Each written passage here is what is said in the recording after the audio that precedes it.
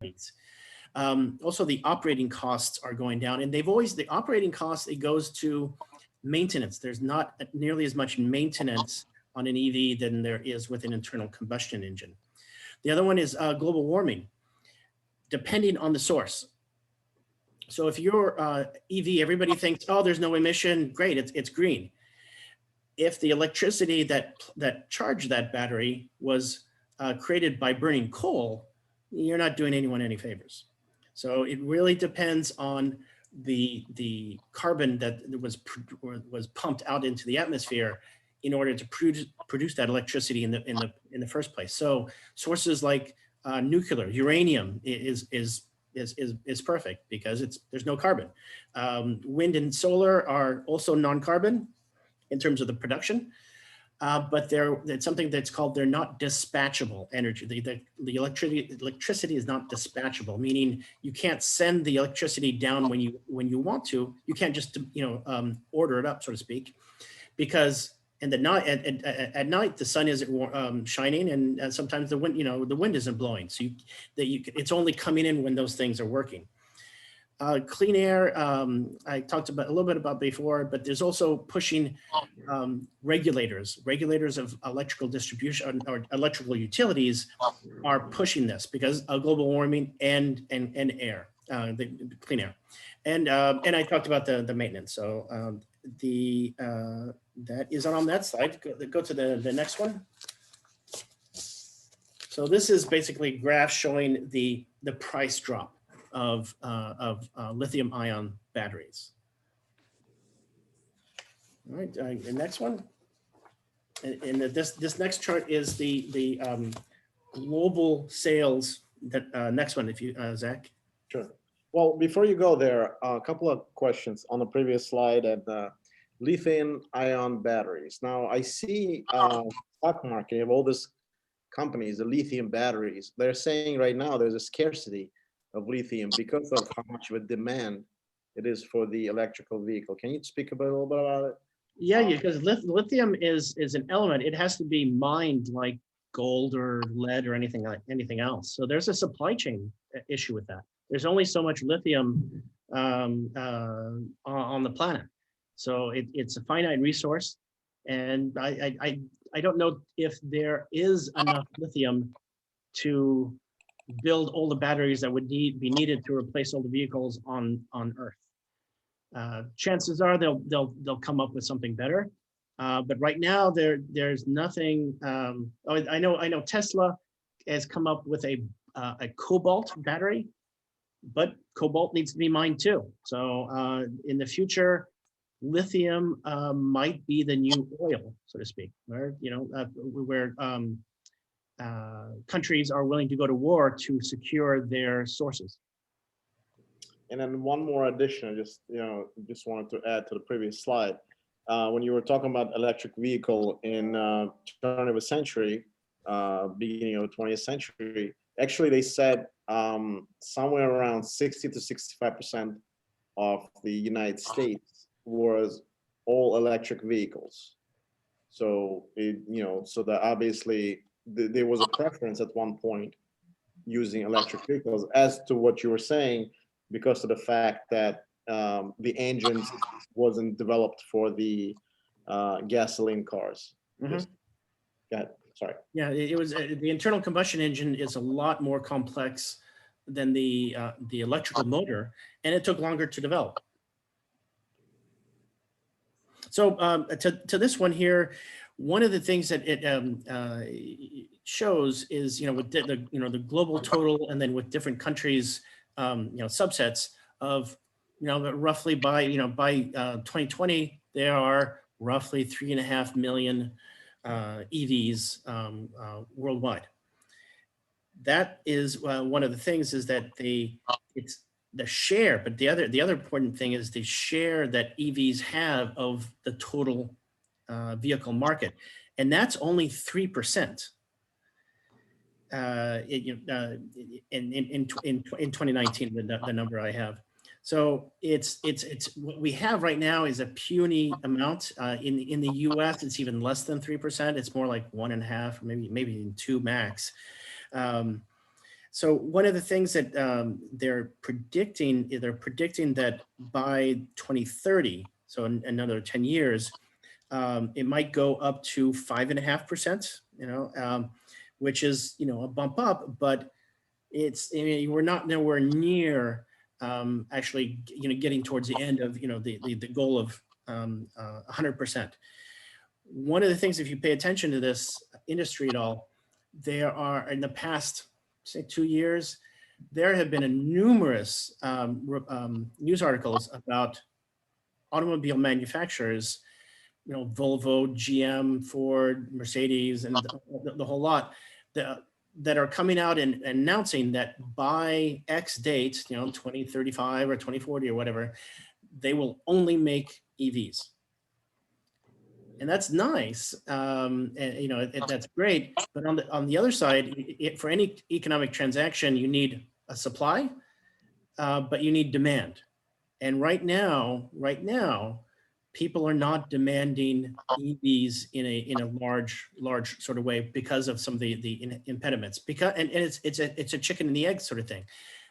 In my humble opinion, this is something where the market will not solve the problem fast enough in regards to global warming. So that's something where government would have to come in and actually maybe outlaw internal combustion engines or something like that. Mark, when you talk about the United States, you're talking about the hybrids, the one that they are half and half, electrical and gas? No, but just battery. Okay. All right, so go to the next slide. So this is another historical, kind of like the previous one. Wait, Sergio, a quick question. Please. The lack of demand in the United States for electrical vehicles, do you think that that's primarily because of the lack of availability of electrical pumping stations, or do you think it's just a lack of public will? It's a lot of things. One, particularly in the US, is a car culture. People love their cars. Some people like loud cars, and they're not, an EV is not necessarily an exciting sort of thing. Just to talk testosterone, you're not going to impress the girl at high school with an EV per se. But a lot of it has to do with the chicken and egg thing. There's not a demand because for right now, I mean, particularly with global warming, carbon dioxide is an externality, meaning, we don't see the cost as consumers, we don't see the cost of carbon dioxide. So we're kind of free riders in a sense by using the internal combustion engines. And like I was saying before, there is a lack of infrastructure. And if you don't have the infrastructure, people are going to be really wary of getting an EV. And if there aren't enough EVs in any given geographic site, no one wants to put chargers in. So that's where the market isn't really solving this as fast as what probably needs to get done. If that answers your question, Richard. Yeah, it does. Thanks. Okay. So so one of the things with this is that, another thing is the charging that I didn't mention before is the charging time. So if you can imagine, everybody's gone to a gas station, fill up their tank of gas, their tank with gas. It might take 5 minutes, for mine, it takes 5 minutes. If you have a huge SUV or something like that, maybe it takes, a little bit more. That is how people are going to judge charging times. 20 years ago, or even a little bit more, or, in the aughts, it would take 8 hours with a level 1 charger to charge your battery, which is if you're on your way doing errands and you need to charge your battery, you're not going to do it during 5-10 minutes. You need to charge it every night, in your garage. And it's one of the things that is the problem with the charging is that it's just a law of physics. We at least right now we don't know how to charge a battery faster than what is possible now. There's an exception that they can make it go faster, but there's a huge cost in energy. I don't know what that is, but maybe you're losing half the energy by charging your battery twice as fast or something like that, and that it's just not a viable sort of thing. So right now, the fast charging is level 2. Those things. Is those- it just a question of capacitance, or what? Or what's the reason for this? It not capacitance. It's just the flow of electrons into a battery. It can only charge that only so quickly. If you think about it, a lot of people will say the water analogy is great for electricity. If you think of the flow of electrons like the flow of water, Okay, so you need a super large hose. and a super large opener, and right now we don't have that.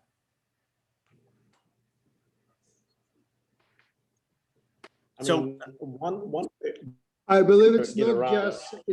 just a feature of the charging station, it's feature of the battery itself. Battery cannot at least today's batteries cannot tolerate a charging rate above some level.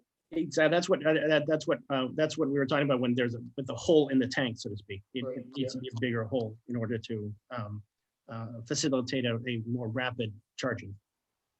And that's just I've been told that's just sheer physics of it. When I was showing the periodic table before, there's a kind of an expression, the pesky chemistry of batteries. There are only so many elements out there, that we've found so far on Earth, and you need to pair off two different elements and allow them to to exchange electrons. And they only have, so each element has a certain number of electrons. So it's a short list of elements that you can choose from in order to make your battery.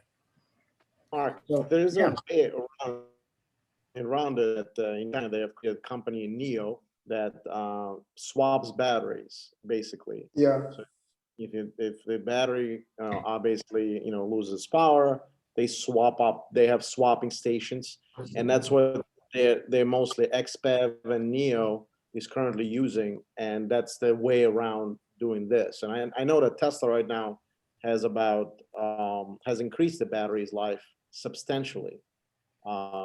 If anybody knows about that.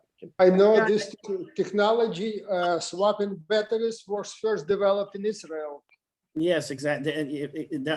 I know there was an Israeli company.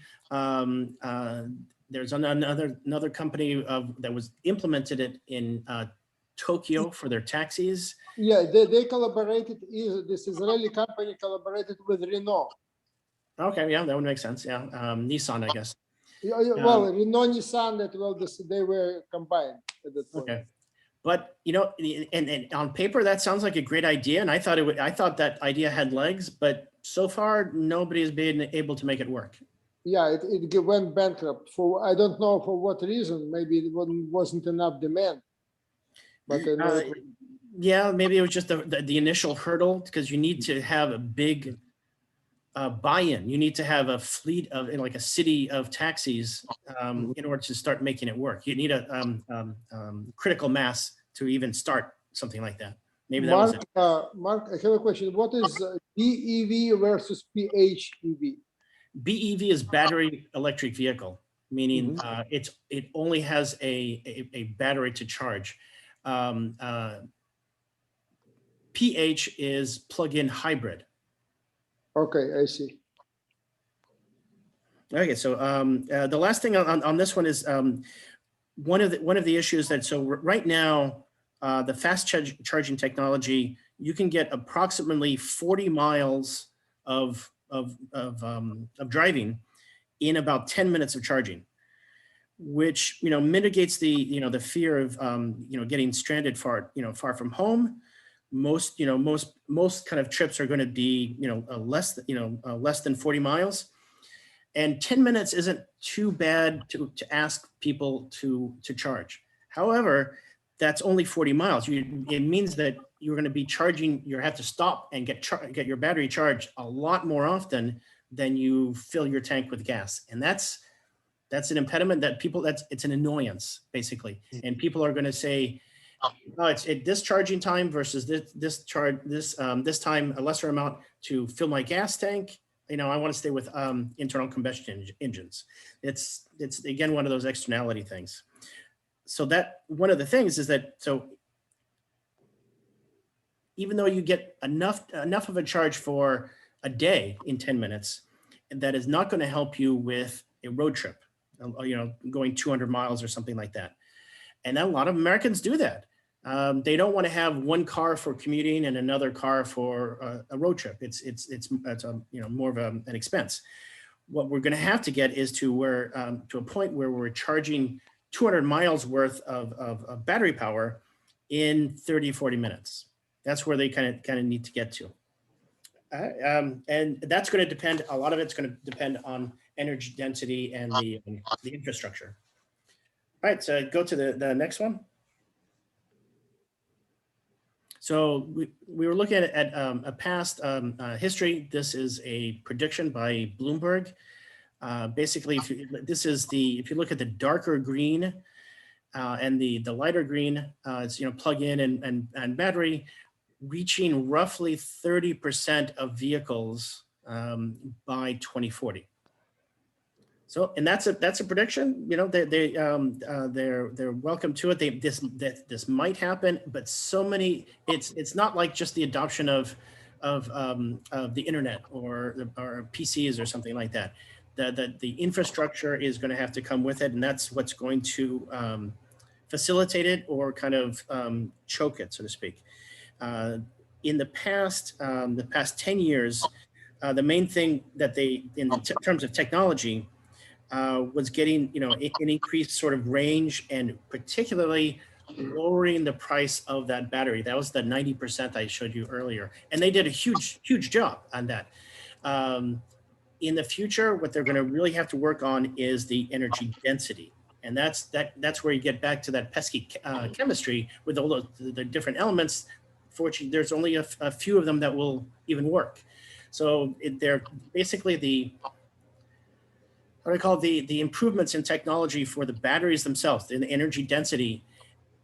Right now, they're making lots of little incremental improvements. There's not a huge bang. Okay, here's double the or triple the energy density.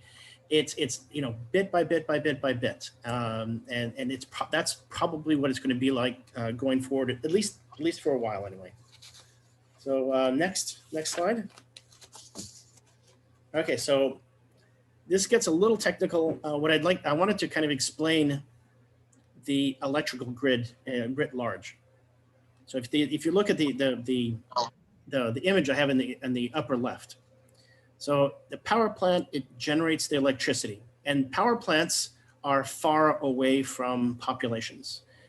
It's cheaper to transport electrons than it is to transport coal or natural gas or anything like that. So this generates the electricity, and then it's kicked, the voltage is kicked up for the transmission grid. And you think of that water analogy, voltage is the pressure. So basically you're putting more pressure on those electrons, and that you can send them further with less loss on the transmission grid. And those are the huge towers that you might see along the side of a highway or in rural areas or something like that. And then once they get closer to what's called the load, or where the electricity is used, the voltage is stepped down by a transformer, and then it enters the distribution network. And that's the wooden pole that you see next to the house. And it's that distribution, the last 100 miles or 20 miles, the last few miles, it'll go through a substation and then out to the individual homes, factories, and everything like that. And it's that distribution grid on the right where there are constraints for where to place these chargers. So, and adding the infrastructure to it. So there are a lot of questions when it comes to this. It's who's going to pay for this? Is it government? Is it private industry?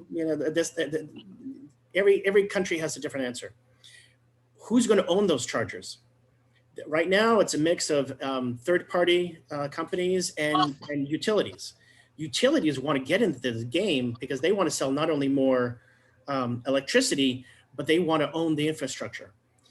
And right now, there's a lot of regulation issues in the US because it's really fractured.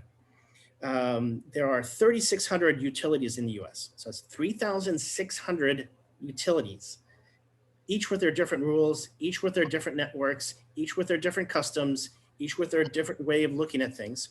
Now, granted, if you took the top 200 utilities, you'd probably take care of 80% of the US electrical customers. But still, that leaves you with 200 utilities with all sorts of, with 200 ways of doing things. And it's really hard to unify all that, or to make it uniform. And with the US, everything, all that power, I mean, the political power is dispersed. As opposed to, say, France, where it's, it's the government and then one utility, the government says something, the utility doesn't. Boom, it's a very close relationship between political power and the electrical grid. In the US, that doesn't really exist. There are councils, there's two councils called FERC and NERC, where they can start to guide regulation. But even then, each state has their own regulatory bodies. So California, they regulate their utilities differently than they do in Florida. So you've got a hugely fragmented sort of market with not a lot of concentration of political power that is really needed in order to make a fast change in the infrastructure. And just as an example, to speak about the former occupant of the White House, he tried to save the coal industry with regulations by manipulating FERC and NERC, by the federal councils, and that didn't work. The utilities just said, no, we're not going back on coal. The natural gas is much cheaper. Even in a lot of areas, solar and wind is cheaper. Why do we want to burn something that is more expensive and creates pollution and creates carbon dioxide? So when he wanted to do that, he couldn't get it done, just to show if there's a lack of cooperation along the entire market, nothing's going to happen. So again, back to the infrastructure, I was saying, who's going to pay for it? Who's going to own them? And where do they all go? And lastly, what happens at max charging times? Because the consumption of electricity goes up in the morning, then it crashes during the afternoon, and then it increases back at night. And if you can imagine, and all the infrastructure, all the lines and the transformers are meant they're designed to handle the amount of electricity that people need right now. If you're taking the entire transportation sector and electrifying it, that means a much bigger infrastructure of just the lines and the transformers and the poles and all that thing need to be beefed up. So you can imagine the cost in that, and also where are these chargers going to be? Where are they going to go? I mean, some obvious answers are they'd be in parking garages, parking lots like the picture, shopping malls. There are studies to say that people will shop longer in a store if their EV is charging outside. A few years ago, Walgreens tried to do that. They installed chargers in some of their stores, 30 or so, something like that, with the idea, we'll have a new set of customers with the EVs, and these people will linger in our stores and buy more, basically. Unfortunately, that experiment failed, but it's just one. So beyond that, where are these things going to go? I mean, where are you going to put these things? Because you're going to be restricted by the distribution grid, but the chargers also have to be in places where people go. It's got to be convenient. They don't put gas stations randomly anywhere. It's generally at big intersections, or it's along paths that a lot of people go to, to and from a highway or to and from work or anything like that. They're there for a reason where they are. Their location is there for a logical reason. And when it comes to EV chargers, we don't really know. And the length of time that it takes to charge is going to affect where these chargers can go. You can't put them anywhere because the cars themselves are going to take up a lot of space. So and as one example of as to the cost, I found an article about the EU that is just about to spend a lot of money on the chargers. And I'll just read off. They wanted a 50-fold increase in electrical cars in a decade to cut greenhouse gas. And they're going to spend 96.5 billion to get that done. Now, that said, the European Union has said they need 30 million or more cars on the road by 2030. That means a 55% at least 55% by the, in terms of reduction. And when I did a quick Google search, in the EU, there are 312 million cars. So if you, to get just to do a quick math, in order to get enough charges for EVs being 100% of the vehicles, they would have to spend $965 billion, almost $1 trillion, just for the chargers, and that doesn't include improvements in the electrical grid. So that gives you, and the US has fewer cars, 273 million, but it gives you an idea as to the cost of what this is going to take anyway. So next slide. All right. So this is this part is a more kind of my opinion, and I forgot to say, as my job, I'm a market analyst, a market research analyst for a company that makes medium voltage gear for utilities, and so the EV market is one of the markets that I'm told to kind of look at. And one of the things that I kind of came up with, and I've confirmed with some other analysts, is that the next tip of the spear is not going to be your Teslas, it's not going to be your personal vehicles, the individual vehicles. It's going to be delivery trucks, and specifically medium voltage trucks. And right now, just last year, Amazon signed a contract for 100,000 EV delivery trucks. And that will probably even go up, because one thing with COVID, people are ordering, they're going to retail less and they're ordering more. So Amazon has been going through the roof as far as their deliveries. Now, one other thing, why medium range? The reason there are a lot of reasons. One of the things is that these medium range trucks, when they go out for the day, they know pretty much how many miles that truck is going to go in any given day. So that removes the range anxiety. They also, they also have a central location, where their fleet, wherever their fleet is operating. They don't park them on the side of the road.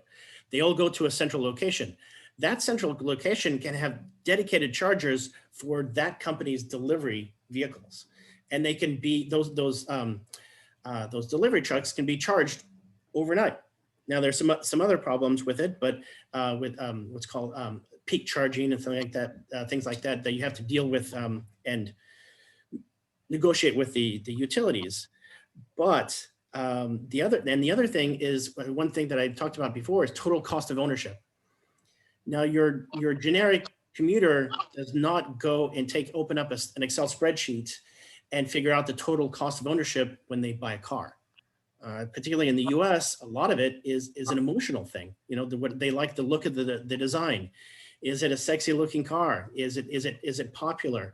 Maybe they want a smaller car for parking if they're in a dense area. Lots of other things, that the color of the interior, all kinds of stuff. Not the total cost of the ownership. But when you have a business where you have accountants looking at your cost of maintenance and the fuel costs, that decision making to go to the EV is a lot more obvious. And one of the things with the maintenance cost I was talking about before, the motor of an electrical motor has a lot fewer parts than an internal combustion engine does. Another one is so you can imagine there are no oil changes for an electrical motor. There are also no gears. There's no transmission with an electrical vehicle. So one of the things that increases the maintenance cost of these medium range delivery trucks is the transmission system being taxed too much. And the reason is that it's stop and go, stop and go, stop and go. They might go on the highways a little bit, but mostly it's city roads, streets. And that stop and go runs down the transmission. And these trucks are typically owned for 15, 20 years. So they're looking roughly at having the maintenance cost, at least theoretically. And that is something where a business manager can look and say, yes, I want that. Now, the other thing is with with Tesla, they've come up with, I don't think they've come up with a medium range. They've come up with a long range. And let's talk to that with the next one, if you don't mind. The next slide. Okay, so these are some predictions, I think from Bloomberg, about electric vans, trucks, electric buses. Another thing is garbage trucks. It's the same sort of thing. They're picking things up, but they know they know roughly, they've got a set route. They know almost to the half mile how many miles that garbage truck is going to travel during the day. Same thing with buses, municipal buses. One of the more likely spear points for this is municipal bus networks, because municipalities, they look at total cost of ownership, and they're more likely to throw in the kind of the PR benefit of having clean buses than, say, your generic delivery truck or company. Whereas like for instance, Amazon is a huge company. They've got a lot of cash. Their image is important. That's why it's a company like Amazon that is doing this first, and not some small sort of company. So go to the next. Oh, I'm sorry. One more thing. So there are different kinds of fleets. So another one of the easiest is that there's something called a closed system. So if you can think of all the vehicles that are owned by a port or an airport, or a college campus, that's a closed thing. The vehicles don't generally go outside of their campus. That's an easy thing to manage, where you can have all these things charging on a regular basis on campus or at the airport or anything like that. It makes it a lot easier. Then there are also these service vehicles that I was talking about. There's the public, and then also shared. I don't know if they don't exist too much, but that would work also for EVs. So now this chart is from Cummins. They're the engine maker I mentioned earlier. And what they're looking on the horizontal, it's time. On the vertical, it's segment size. So segment, for EVs, for school buses, or for regional trucks and everything like that. So the lower left is smaller segment, but more likely to happen quickly. And so you'll see the medium range duty truck is big segment, but quicker on time. No, not the quickest per se. And then also the urban delivery truck is even earlier. The one thing I would point out in the horizontal axis time, they don't put years on this one. It's just time. So they don't know how many years this is going to take. They're just saying this will probably happen before that, so to speak. And one thing about regional trucks, the batteries are just too heavy right now. They're not energy dense enough to take freight from Los Angeles to Seattle or something like that. They can't go that far. I know Tesla came out with a semi truck, but right now that's 100% PR. That there's nothing. We're going to have to get the medium range done and installed, so to speak, and then later on, when the technology is developed, then the regional trucks. And my thought is, once we see these medium range trucks, or what Cummins called the urban delivery trucks, or medium duty, or school buses and municipal buses, once your generic consumer sees these business vehicles or municipal government vehicles being electric, then they'll think, okay, maybe I can get an electric. It'll normalize it, so to speak. That's my opinion anyway. Okay, so the next one, different phases. It's kind of like with the Cummins one. If you could get to the next slide. He's just back. Mark, Ava, can I ask you a question? You can ask two. Okay, good. Two questions. I'm from Toronto. And one thing, back to the buses, 3 cities in Canada, BC, Vancouver, Montreal, and Toronto are all going to electric buses, Mhm. which is a good idea. My question is, what was my question and what I was thinking? And the government has a lot to do with putting in the charging stations.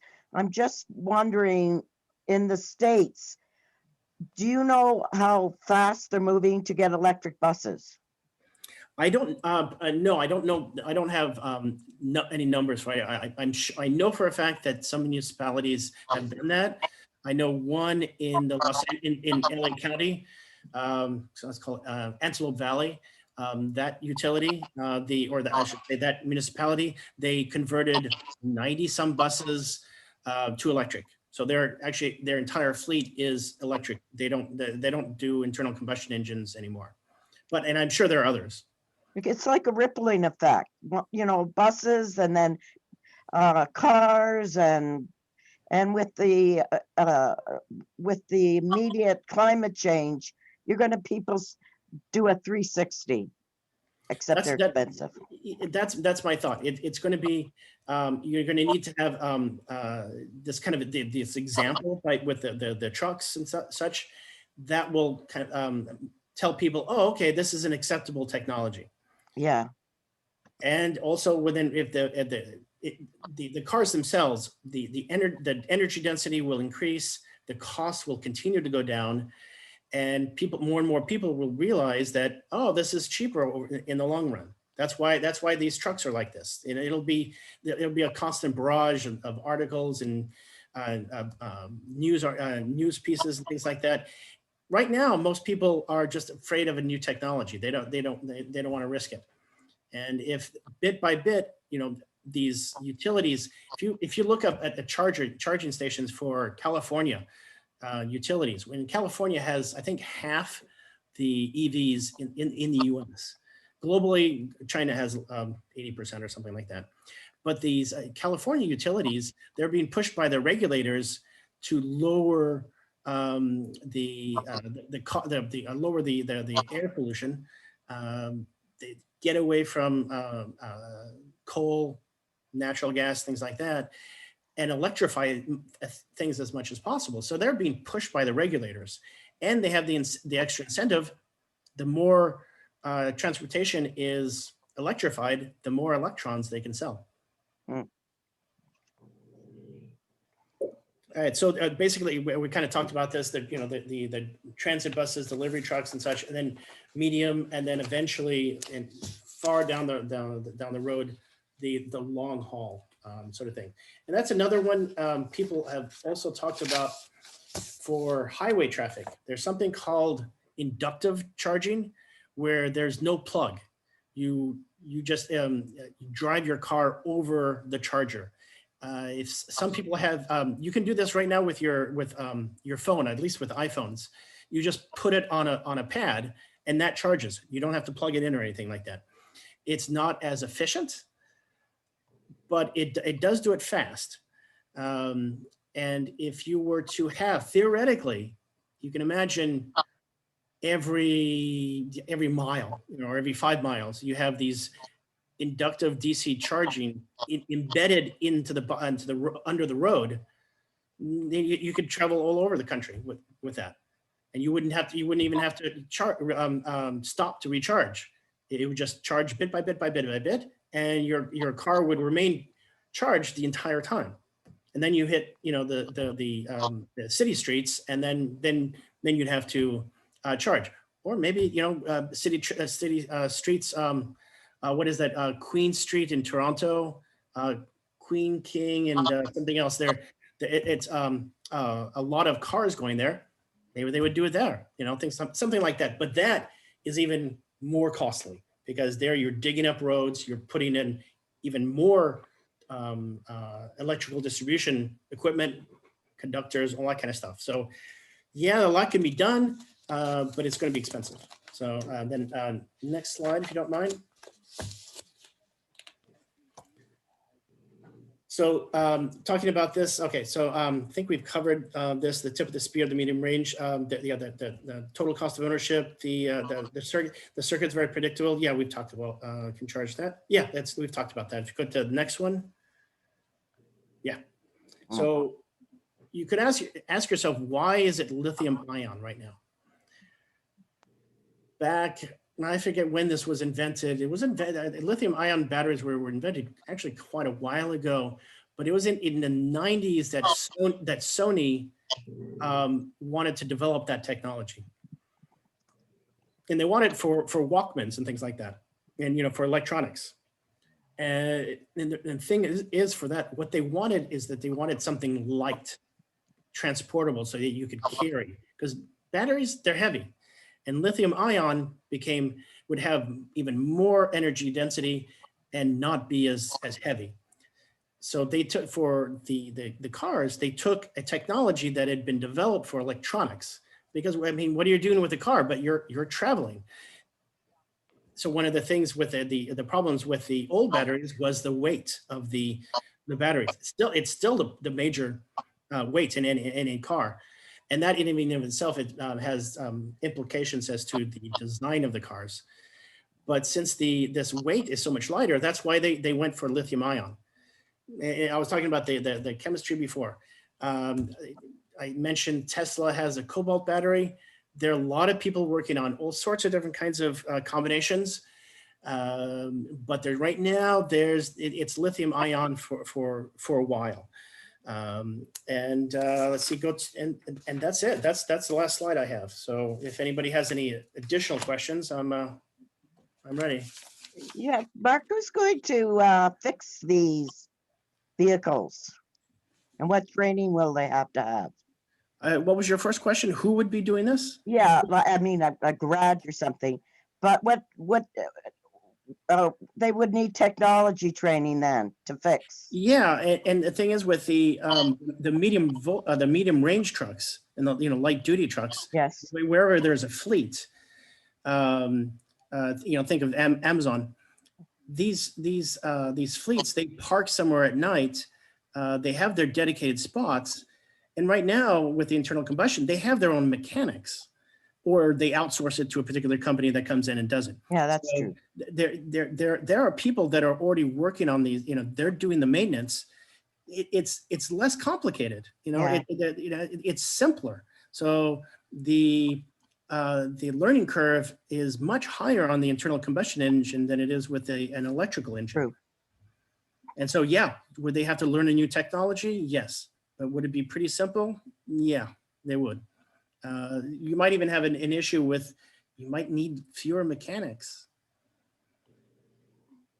All right. Well, Mark needs to, unfortunately, go to another meeting. And excellent job, Mark. Thank you so much. This was really amazing. Mark, thanks a lot. Yeah, thanks. I've got maybe two or 3 minutes if anybody has an additional question.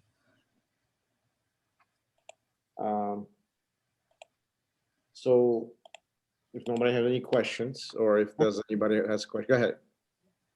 I have a quick question. No. So according to what you were saying, I mean, looks like it can work in China because they can, from the top down, they can say, we do this, we do that. But I'm sorry, what? Yeah, you were saying about China, yeah? Yeah, that it can work in China because they can say, we are going to move into this, and the country goes and they do it. Yeah. But do you see like a big difference between this country and any other European country in the sense of everything is more separated and there is more, I mean. Well, yeah, I mean, just to take the example, France has one utility for distribution, EDF, one, where the US has that 3600. Okay. And one thing to give an example, in France, in face of the 1973 oil crisis, France had generated most of its electricity by burning oil. And then they faced this huge price increase. The government got together. They said, this can't stand. We can't be vulnerable like this. We have to do something else. So they decided to go nuclear, which meant that basically 80% of all electricity in France was created from uranium. And that was a political decision where Paris basically said to the utility, the one utility, you will go build these nuclear plants, and you will scrap your oil burning generation plants.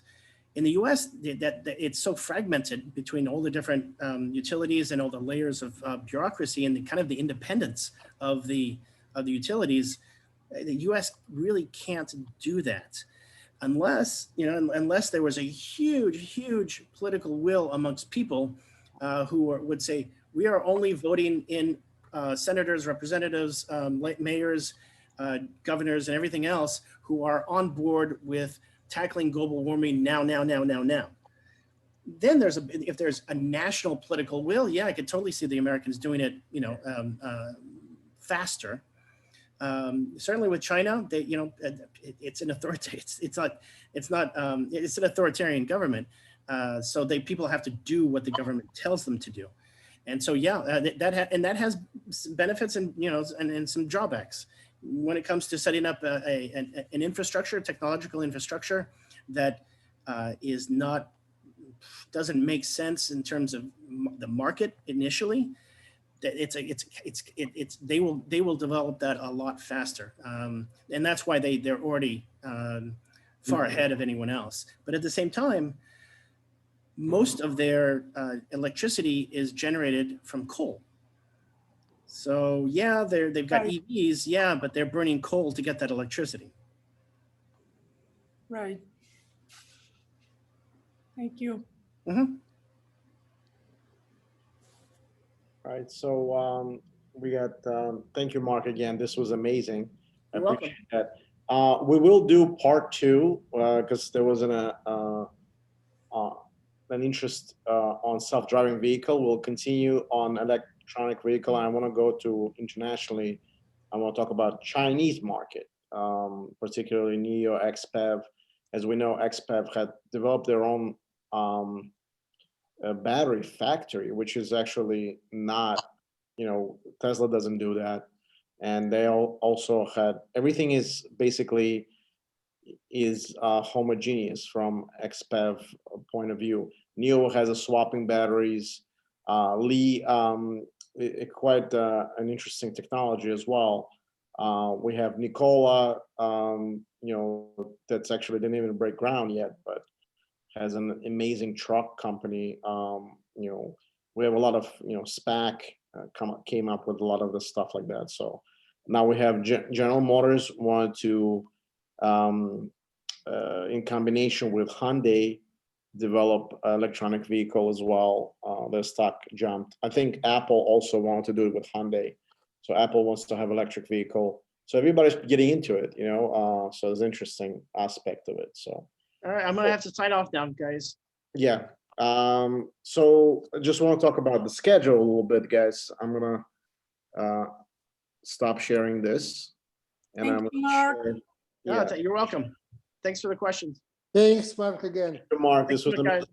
I'm gonna just share the schedule, and this was a short one, so I apologize if anybody was shortchanged. Zach, you look tired tonight. I do. Oh, thank you. That means you're working hard. I work pretty hard. Yeah. So let's talk about the schedule a little bit. And again, you can find the schedule on omnicarta.org. I can really, just to give everybody a synopsis. I don't know if it's visible. So we're doing Alexander the Great's second on 220, which is this Saturday at 11. You can get John, Aaron are involved. And then we actually on 228 will be a really interesting one on monastic order. Benedictine, Dominican, Jesuits, and Anne is going to do that. It's going to be first presentation here. Then we do have Homer next Wednesday, 224. Paul is going to present that. Odyssey, if anybody's interested to do that, to look at that. We had changed Joshua to end of March. because he's finishing his book right now, and this is a scholar invitation with Muhammad, and we're going to talk about Viking Al-Andalus relationship. Actually, 331, it got changed to 331. Tomorrow we have history of, sorry to say that, ancient sex history on Rome, Greece, and Egypt. If anybody interested, join. And on 3-4, we actually have an interesting one. Andrew is going to present Richard the Lionheart and a Third Crusade. So on 220, next week, 225, we're doing history of World Cup. And I'm still looking for somebody to help me with the presentation on Napoleon on 3-3. If anybody wants to step in, let me know. If not, I'll do it. And then that's pretty much it. Looking for more subject matters. Actually, Richard had suggested we'll do a nature of Judaism. Yeah, if I could explain it a little bit. Yeah. Yeah, the proposal that I have, and I wanted to hear everybody's view because this could be a controversial topic, is the Jewish nature of Tolkien's universe and J.K. Rowling's universe. So in J.K. In Tolkien's universe, the dwarves have a lot of Jewish attributes to them, and in J.K. Rowling's universe, the goblins have a lot of Jewish attributes to them in both anti-Semitic and philo-Semitic ways. And I was curious if people wanted to talk about the relationships that these fictional races have to the ways that Jews integrated into Europe or didn't integrate into Europe, and their relationship with wider society.